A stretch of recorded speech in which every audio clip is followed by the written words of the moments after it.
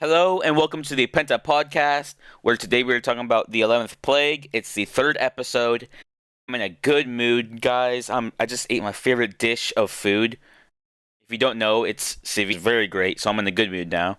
Um, so essentially, today we're talking about the 11th Plague, which is a book about a corn America, where this kid, who is a salvager or savager. No, how do you pronounce the word salvager? Where they basically just go around getting stuff, and his name is Stefan. So I'll basically be telling you up to I'll be basically summarizing the book up to where I read, while adding some of what I believe and stuff like that. So let me start it off. By the way, the book starts off amazing. This book is basically at its peak for like the beginning like three chapters or two chapters. It starts off with Stefan and his father burying his grandfather. Like yeah, like this died and they're burying him. And it's a very sentimental moment. It starts off like this, by the way. They're literally burying him.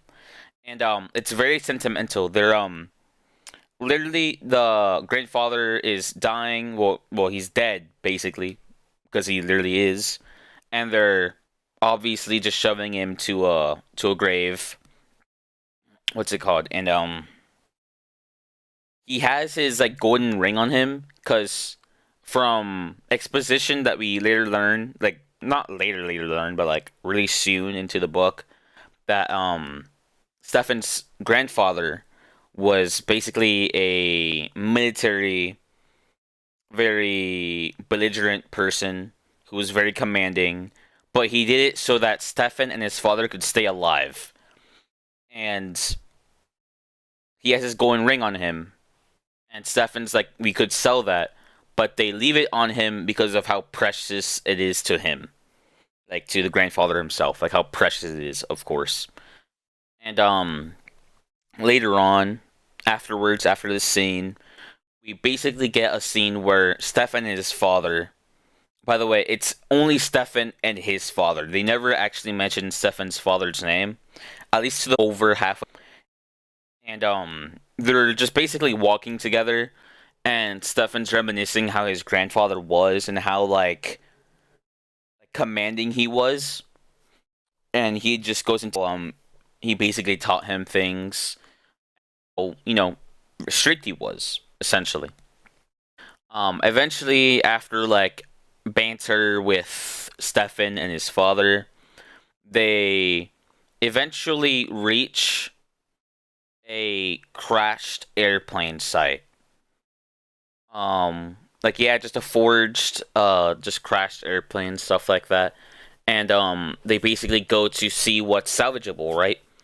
And while going in, they basically found nothing, but they found this lock, which like a lock case, which they eventually open, and they found fruit.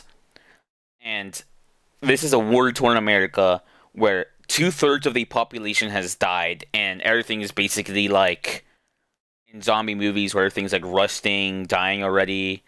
It's back to like wild times where like bullets, guns are like the most important things ever. And they find this fruit, and they're talking about how if they sell this, they would be able to gain so much like material and stuff like that. Like this is not like regular fruit, right? It's like like packed fruit, canned fruit, stuff like that, in this large tub. But they were so tempted to eat it, and this is probably the most during the entire book, which I have read so far. This is the most like happiest scene that Stefan has had because he just goes into detail about how happy he is, how like well this fruit is tasting, well, with his father, of course. And then it starts to rain, and when it starts to rain, um, Stefan and his father. Oh, by the way, I didn't mention this because I forgot. It left my mind. They have a like a mule. They have a donkey, and they just have it casually outside this plane. Uh, um, and then they notice a car like driving across the field, like really far, right? With their sniper, they have a sniper essentially that they have with like a limited amount of bullets, and they notice this car essentially pulling up towards the plane, the crashed plane that they're in, and Stefan and his father somehow hide the mule somewhere. I forgot about that part, but they hide it somewhere. And Stefan and his father hide inside. By the way, this is like apparently the deepest airplane. It's like it's one of those like bombing planes that are like extremely long, and it looks like a boomerang. I forgot their name, but they're essentially really long, and they hide really deep inside the crash, right? And that's when the car pulls up. It's raining really hard right now, but essentially, and they notice that the people inside the car are slavers, which are basically people that that sell other people and use them as. So these slavers just huddle up inside the airplane because it's obviously storming, and they tie up this woman, very scrawny woman, and his child, like in the I wouldn't say the deeper parts, but essentially decently close to them, so that they can keep their eye on them, but not like too far, right? Because, and again, this is a plane crash, and Stefan and his father are like contemplating what they should do. They're contemplating if they should help this girl, or I mean, sorry, woman with with her child, or should they just like stay there? Eventually, and this warned, they eventually decide to help out this woman. I don't know why, because the slavers are told to have guns, and they're very buff, like they're strong people, and they decide to help the scrawny woman for some reason. Like I personally don't see why they should do it, right? Because they should look after themselves more than another person. So, anyways, they help out the woman. They eventually get caught. They still free the woman in time, though. Uh, they basically Stefan's father scuffles with the slavers. He like shoots one of them and like almost kills a guy, but not really because it like scrapes across his head or something like that. And at this point, Stefan and his father are essentially running. They're running as fast as they can away from the slavers in the plane. And just as that happens, as they're like at a disadvantage, the scrawny woman with her child take the car that the slavers were in and leaves. She doesn't bother helping out the people who freed her. She doesn't bother helping out Stefan. She just skirts. She leaves and never comes back. And at this point, Stefan and his father are just running into a forest where they eventually get to a like ravine, but this ravine is currently being flooded by all the rain and storm water that's currently going on. And while trying to run away, Stefan's dad peeks over the ledge to see if there's a way to like cross over it so that they don't get caught by the slavers. And just as that happens, um, the ground under his feet just collapses. He falls into the raging river, which was a ravine. It's essentially a ravine. It's not like an extremely deep ravine, but it's like a ravine. You know what I mean. It doesn't matter. Um, he falls in there. Stefan essentially dives in to save his dad, um, which he does, and he eventually slides into a rock surface, which is right beside the ravine, of course, and he camps there. he lost his belongings, like his backpack. If I remember correctly, his backpack, like after the ravine dies down, is by the seashore, or the not the seashore because it's in a ravine, but by the side. And Stefan is decently beat up. He has cuts on his hands and stuff.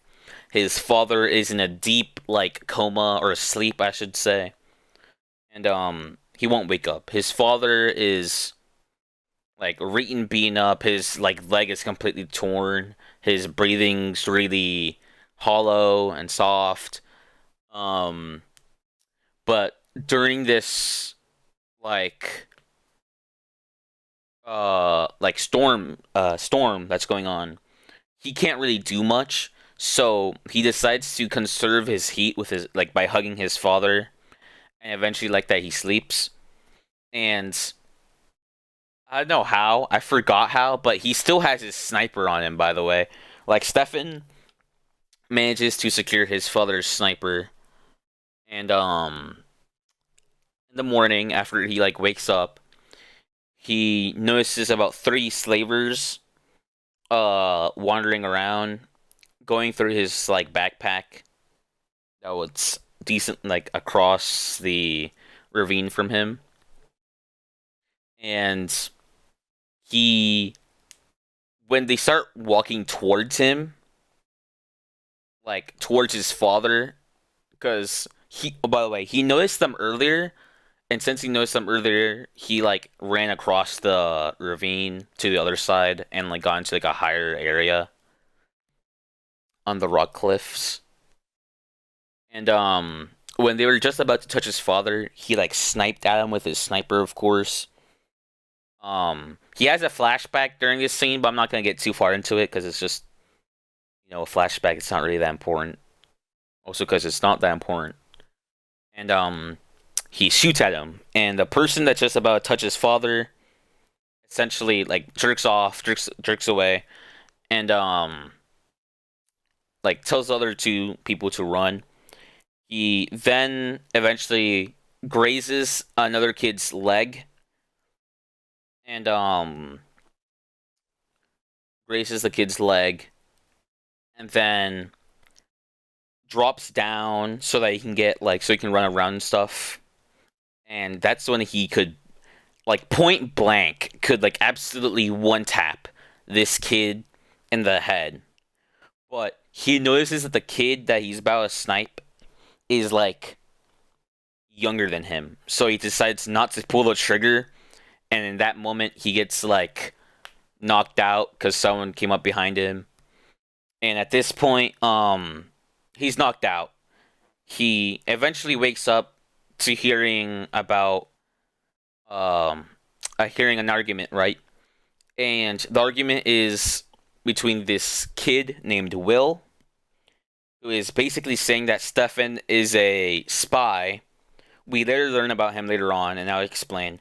Um, which, by the way, he becomes a total douche and becomes really. He's obviously supposed to be in a character you're supposed to hate and stuff like that. And we get introduced to three other characters named Jackson, who is the son of Marcus. And Marcus is the like 40-year-old adult who is basically the same age as Stefan's father, who is currently arguing with Will and a kid named Sam. Marcus eventually dials down the argument and asks Stefan if they want to go to his town where he basically like can take care of his father and stuff like that. So they blindfold him. Oh, like Stefan eventually agrees. He like didn't want to do it because in his mind his grandfather keeps popping up. Because even though we never actually meet Stefan's grandfather, his grandfather is a very important figure in Stefan's life because he always reminisces about what his grandfather would do and stuff like that in tough situations. And even though He wouldn't actually like go. But since his father, Stefan's father, of course, is in a bad condition, he decides to go. Um, so they blindfold him. They blindfold Stefan. They put him in a carriage, and they go towards the village. And at this point, if I had to be completely honest, this is where the story takes a complete 180 of what I like. I don't like very stereotypical stories and stuff like that, but at this point, the book becomes so damn formulaic, which is not a word I came up with. My teacher said that I was like talking to her about it, and she gave me this word, and I was just like, this perfectly sums up the story of this book. It's halfway, by the way. It's so formulaic, dog. Like it's like the Pennywise. If you ever watched the It 2 movie with like Pennywise and stuff like that, it is essentially it becomes exactly like that, but with a twist, and it's not very fun. So he goes to the village. Violet. We get introduced to this character called Violet, which is combat. Like what's the word I'm looking for? Medic. She's a combat medic, and she's married to Marcus. And Violet at this house, by the way. Oh, sorry, I'm forgetting so many details, but trust me, I'll give them to you. And this town that Stefan gets taken to, it's basically untouched from the war that happened between USA and China. So basically, this town is unaffected by everything that's been going on the outside. Like, it's perfectly crisp. The houses are basically untouched, and Stefan's like in awe about how mint condition these houses are in. So eventually, they go to Marcus's house, and this is where we meet Violet, who basically breaks the news to Stefan that his dad is in a coma, and she doesn't know when he's gonna wake up. She, by the way, uses some decently expensive and rare medications on this man's father. Like, she uses like penicillin and stuff like that, like drugs that are basically extinct during this time, and she's giving it to a random man that she found on the streets. Not even found in the streets, a random man that they brought up to her. And her reason for doing it is because she got told by someone she was influenced by when she was like not growing up, but in the medical profession, that they should be able to save everybody and anybody they could. And I'm just like, yeah, that's when it wasn't dangerous and in the plague and stuff like that, where stuff like this is very important. So, anyways, Violet starts taking care of Stefan's father, and Will is obviously just being a dirtbag. By the way, Will was the person that Stefan shot in the leg, and he just becomes a total douche, just saying how they shouldn't have Stefan there because he's a spy from a different village, a different town, which is very tedious because he becomes a bully later on that just like wants to beat him up. But I'll get into that. Jackson is a kid that he almost shot point blank, but decided to stop before getting smacked in the back of the head. Essentially, during this coincidentally, by the way, coincidentally, the exact day Stefan goes into the town is when they're having a Thanksgiving like dinner. Like the entire town, it's a huge town, by the way. It's like an entire county, but like, no, I take that back. It's basically an entire county. Um, this entire county, by the way, is just essentially doing Thanksgiving on that day because they think it's Thanksgiving, and it's a bonfire during the nighttime. This is where we meet the characters called Derek, Martin, or Martin. I'm pretty sure he's Martin, and get further into a character named Jackson, which I already told you about. Derek is basically this. I like to imagine him. They never actually say how tall they are or how they specifically look, but I like to think of him as a very scrawny kid with like a ton of freckles and like glasses on. Basically that kid from the Diary of a Wimpy Kid. Like that's the idea that pops into my mind when I think of this kid. With like reddish hair, of course, with like braces on, because he acts extremely corny and kind of cringy at times. Because like the second Stefan like basically walks up, by the way, he's extremely hungry and he wants to get some food, but he doesn't want to like not fault others, but like what's the word I'm looking for? Like be a burden to them. That's the word I'm looking for. And so instead he like decides not to do anything. Um So Derek is like, "Why are you being so shy?" and stuff like that. And this Derek kid starts straight up, decides to dance. I don't know what he drank or something like that. He just starts dancing. Literally, man, starts dancing in the middle of the street with like 50 other parents across from them. They aren't like staring at him, by the way. It's just really, really weird. Um, and like Jackson and Martin are basically critiquing him about like, what is this? This is like super dumb and stuff like that.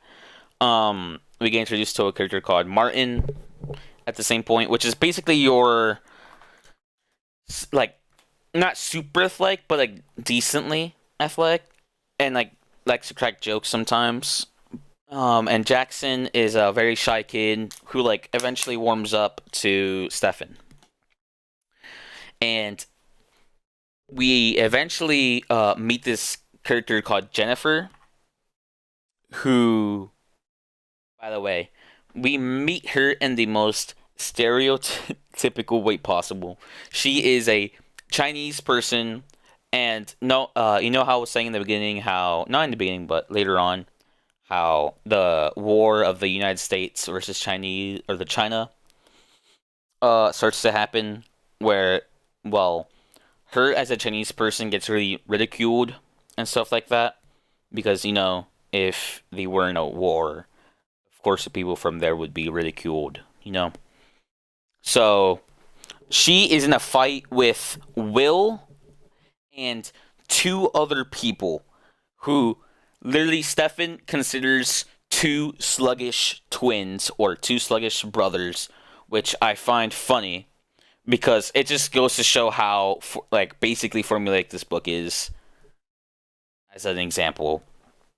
And she's an adopted son or daughter, I mean, from Marcus, and she eventually storms off into her like little secure area or something like that.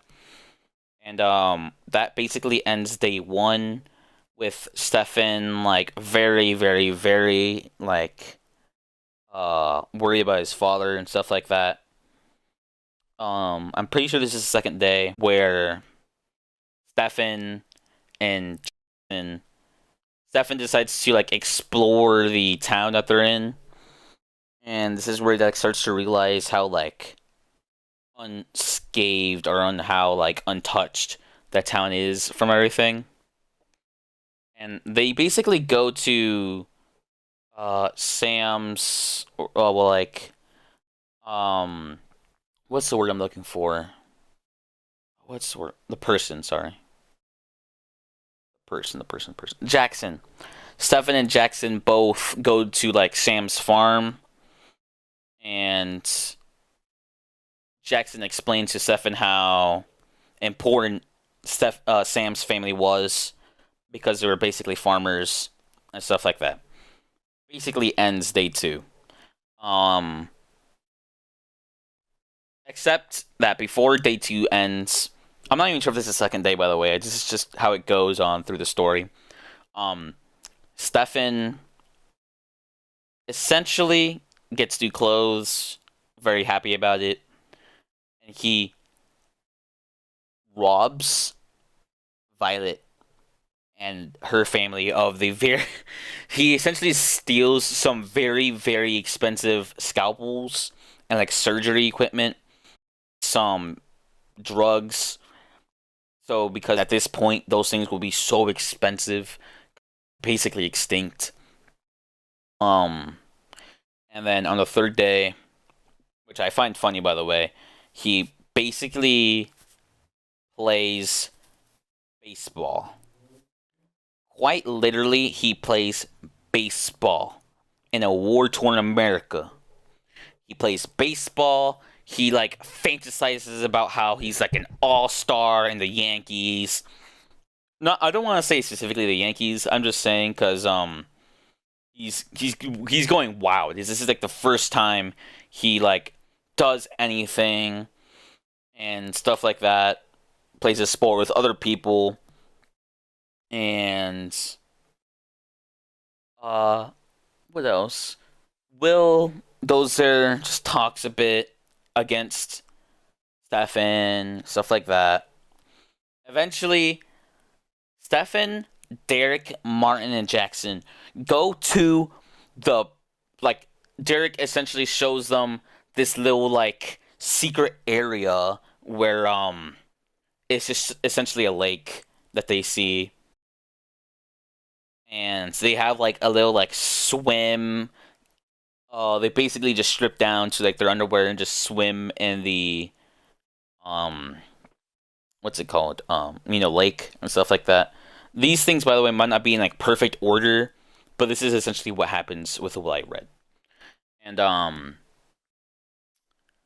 he basically has a fun time. And on the second day, he essentially goes to high school. Yes, this town has a school, a damn effing school at their town, their village, whatever. I'm gonna say town because that's what perfectly describes it, or best describes it. And he goes to town. Sorry, he goes to school, and basically meets another person, which is the teacher called Mr. Tuttle. And before this all happens, by the way, he basically gets to class, meets Mr. Tuttle, stuff like that. Jenny's in the class as well. So is Martin and Jackson. So is Derek. Just so happens that Will and his sluggish twins, not his sluggish twins, but the sluggish twins, are with him. And they essentially uh, trash talk each other. Mr. Tuttle was out the room during this time. Will essentially starts trash talking Stefan and his new friends, Stefan's new friends, Derek, Martin, and Jackson stand up for him. So eventually, Will and his two sluggish friends walk off, and eventually the bell rings. So everybody else leaves. Oh, Jenny, by the way, before that all happens, Jenny, I'm pretty sure if I remember correctly, she leaves early, or threatens to leave early, if I remember correctly. By the way, at this point in time, Stefan notices how good of a painter she is because she likes to draw. Jenny's like a very edgy character who becomes very soft in the inside, and it's just very, very cringe. Edgy character like, oh, I'm so edgy, but I'm soft on the inside. I got emotions. I'm sad. I'm depressed. Blah blah blah. I don't care. Eventually, how do I say this? When they leave, I won't say leave, but I want to say like lunchtime or like recess. School, by the way. They have like free time to do something, and eventually Jenny, Stefan, Will, and the sluggish twins, and eventually Mr. Tuttle walks up on them. By the way, Stefan has a knife on him. He has had a knife on him since the beginning of the story, but this knife is basically not important until this point because he has it on him, and Will notices and then points out specifically to Mr. Tuttle that Stefan is threatening them with stabbing them with a knife, which I'm just like, damn, that's such a bitch move, and how mean that is, of course. I'm like, they really are trying to make you hate Will so hard, man, and which makes it harder to hate him even more, of course. But you still hate him nonetheless.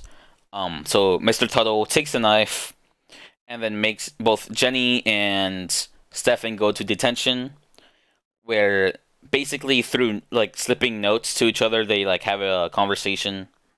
Basically, how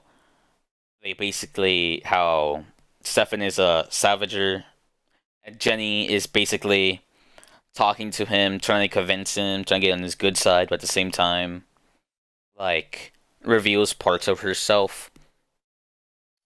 And oh, by the way, I didn't mention this, but I'm pretty sure, like, I regret myself for saying it, for not saying it earlier. But Jenny slips a note to Stefan earlier in the story that she saw what Stefan stole from Violet, and this gets Stefan like bullets. He's like sweating bullets, and like is very nervous to talk with her at the very beginning, but like after he gets to notice her a bit, like softens up a bit, but still very like cautious. You know what I mean? And at this point, Mr. Tuttle is like making them write down or copy down a book. This goes on for quite a while. Jenny eventually leaves, and Stefan is by himself with Mr. Tuttle. And I gotta say, Mr. Tuttle is the most scary man on earth, bro. Like I want to say scary, but he's so weird, man. He like essentially just talks and rambles about how Stefan is basically like a role model for other students. It would be perfect to like teach people other things, and how the outsider part of him that has been in that has been outside the walls or outside the town or village that they're in has basically is basically the worst part of him, and how Mr. Tuttle wants to get rid of Stefan's like outside salvager part, and Mr. Tuttle gives him like a stack of books, like 10 books, I want to say, because that's the image that comes to mind. I'm pretty sure it was like 3 or 4, but gives him a stack of books to study. Right. Same day. I'm not sure if it's the same day. I'm just saying them in chronological order. Um, Stefan essentially goes to the forest and like just ponders about stuff. And because Stefan Jenny handed him a note about where she lives and hangs out. She essentially hangs out, if I remember correctly, a like low college cottage in like the forest, which in my mind it's a treehouse. I'm not sure if it was like defined to be a treehouse, but in my mind it is. And essentially they have a talk. Stefan's hand is like really bruised and cut from the fight that they had, and Stefan and Jennifer, I'm just call her Jenny because I'm pretty sure she's just Jenny. Accidentally said Jennifer. Um, they have a really weirdly intimate moment where like Stefan's like, "Oh my gosh, this girl, she's touching my hands and cleaning it for me," because what's to say, Violet? Jenny offers to help him clean his hands and like wrap it for him, which she does. And this is towards the end of the book. Like this is towards what I have read, and essentially, she reveals that she has when she's like really mad or like very sad. She writes a story. Not writes a story. Sorry. Uh, she has like little small bombs that she has, and I'm just like, huh? This person has bombs. Like it's like little like ticking bombs. I don't know. She just reveals that she has bombs, which I find crazy and funny. And that's essentially they leave off that they're gonna the part that I read left off on them actually gonna do something with the little small bombs that they have, which I find funny. I'll be honest, it's really intriguing because I actually want to know what they do with them. If I had to guess, they're probably gonna prank Will, and something worse is gonna happen. Because a major part of the story is how Will get them banned from the town, something like that. I'm pretty sure Will somehow like ban Stefan and maybe even Jenny to out the town, and they're gonna have to survive with his father being injured or something like that, which is what I find funny. Anyways, my recommendations for this book, five, it's like 5 stars. I would give it a 3. No, 3.5 would be too much. I'm gonna give it exactly a 3. It's very, very formulaic book. You don't understand it enough. How much during reading this, I'm just like, I swear I've read this somewhere before. It's so predictable. It's so this and that. Um, Essentially, it's what it is. Just a really like based read. If you want to pick up this book, I always say that they are very like from the author of The Hunger Games, of course, because this is the person that made them. Apparently, I would expect so much better. Like the premise behind The Hunger Games is so good. It's so amazing compared to this, man. It's like how it starts off is so good. Like the first 3 chapters, it's amazing. But once they get into the town, man, it's so boring. It's so formulaic. Like it's just so boring after the town part. And it started off so well. The grandpa figure becomes super important to him. I forgot to. These are like really small facts that are not important, but I'll still tell you these.